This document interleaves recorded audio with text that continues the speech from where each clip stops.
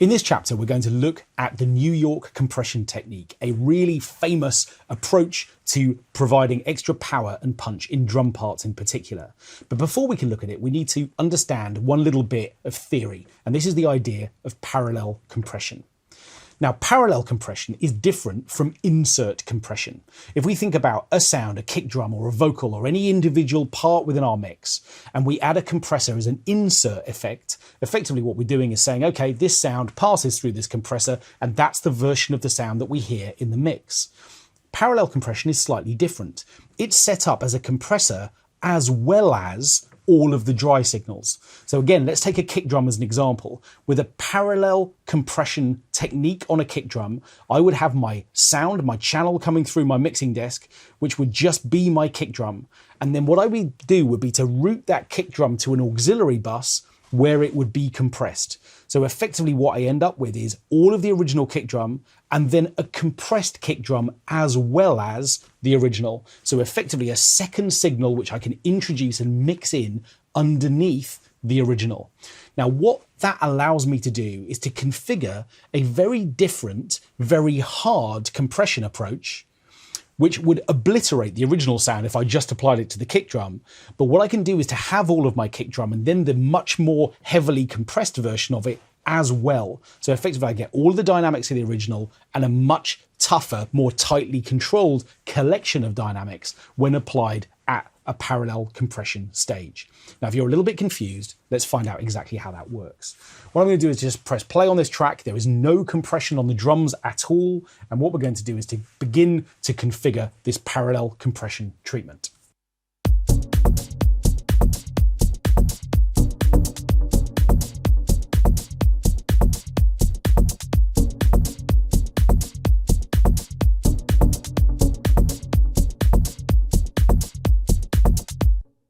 So let's begin to explore exactly what happens when we feed this ultra compressed signal in underneath the original drums. Now remember, it's not actually going to be very easy to hear the effect of this because by introducing this compressor, we're not hearing these as two separate parts where I've got one sound panned to the left and one to the right. Remember, this sort of super compressed signal is being fed under the original. So in order to really explore how it sounds, I'm going to just mute the parallel compression treatment for a moment.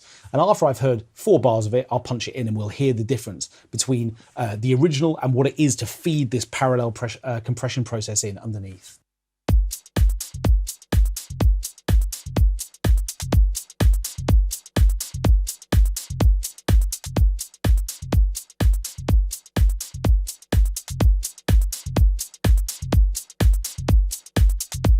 Okay, so we're getting a lot of extra power, but really to explore what we're getting here, what I'm actually going to do is to solo the parallel compressor rather than the entire drum mix. I just want to hear what it's doing. So remember, what I've got firstly is low threshold, so that a lot of the signal is being compressed.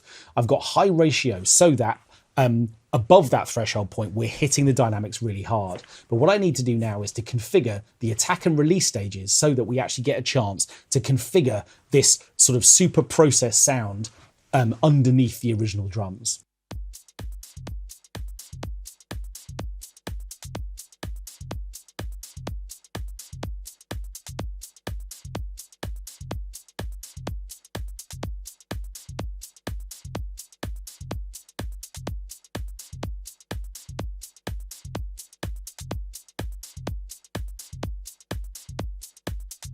Okay, now, effectively, the other thing that this solo gives me a chance to do is to hear what the drums would sound like if I had added this as an insert on the drums. By using compression settings like this, these really extreme settings, effectively what I'm getting is all of this sort of super spanked effect. And if I was just to put this on the drum mix, then effectively, obviously, I'm completely redefining the role of the drums within the mix. What I actually want to do, as we know through this parallel compression treatment is to feed this version of the drums in under the originals. And what I'm going to do this time is, rather than just muting it, I'm going to take the return channel fader down to 0. The other huge advantage of working with parallel compression is that effectively I've got a separate fader for this effect, so that I'm in a position to blend it in from a volume perspective at exactly the point that I want it to be, rather than just having to have that fader up at maximum volume. I'm in a position to control effectively what we refer to as the return channel, the amount of this parallel compression process underneath the original drums.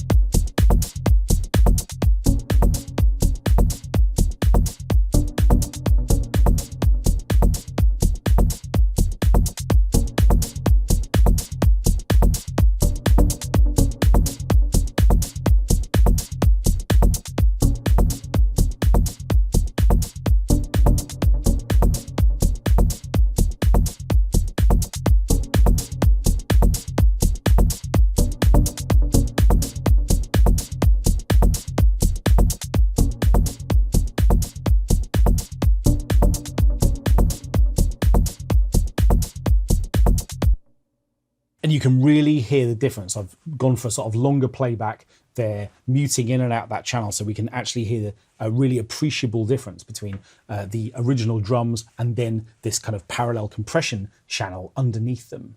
Now, for true New York style compression, the other thing that you might want to consider adding is just a little bit of EQ, where what we're doing effectively is pushing both the low end and the high end a little bit, what we kind of call a sort of smile curve. So what I'm in a position to do is just give a little bit of a push here using a low shelf. So effectively what I'm doing is just lifting the low end a little bit. And I'm going to do the same thing at the top end. So effectively just producing a high shelf effect here, where we get a little bit of extra brightness at both ends of the mix. Well, not just brightness, but an extra bit of sort of level push at both ends of the mix. So effectively just adding a little bit more weight to that parallel compression treatment.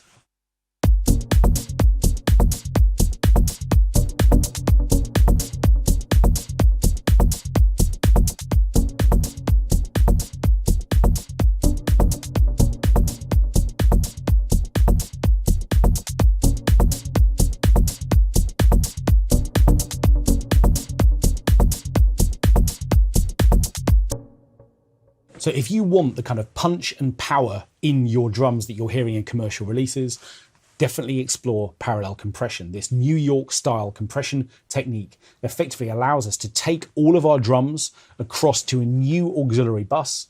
And at that point, what we can do is to set up a compressor, hit the sound really hard, and feed that extra super compressed signal in underneath the original beats. And with this little EQ lift at both ends, we get even more weight and drive in those drums.